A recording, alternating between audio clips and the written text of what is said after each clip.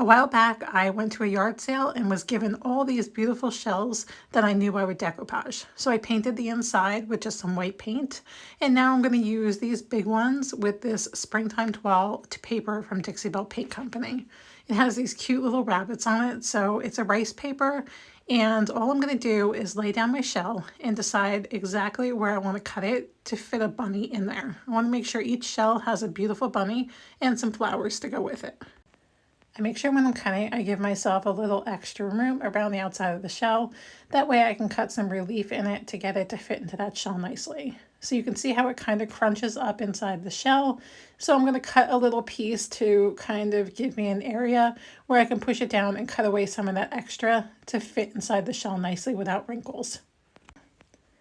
Once I know where it's going to go inside that shell, I'm going to gently mist the back with some water, and that gives this rice paper kind of almost a fabric feel, and you have a lot more play with it than you would if you didn't wet it.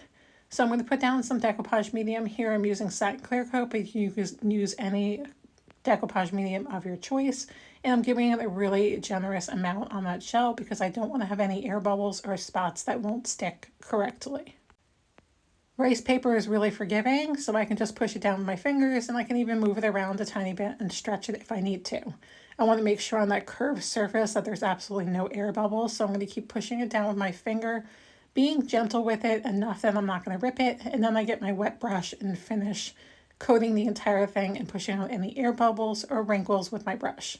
I got caught up a little bit inside here, but you can see I just kind of ripped away a tiny piece and then push that back down into that concave edge of the shell. I'm going to come around the entire edge and wet that also. I'm going to let that sit up for a couple seconds. I'm actually going to pinch away some of those pieces with my fingers, but you can also let it dry and gently sand away. I'm being really gentle here not to pull the paper too hard or get any of those little fibers of the rice paper. Once I get those edges secure, I decided to come in and give it some gold around the outside. This is Dixie Belle's Moonshine Metallic in Gold Digger, but you can use anything. You can use gold leaf, you can use any gold paint that you found, you can use gilding waxes, anything that suits you at the time or what you have at home, you can use for this process. I went around the entire thing with gold, and then I decided that the shell should actually be gold because I didn't like the natural shell. But these Moonshine Metallics are kind of translucent, so when I'm painting it on here, I can paint the entire shell and still have some of that like textured background or varied background that the shells have naturally. So I really love the look.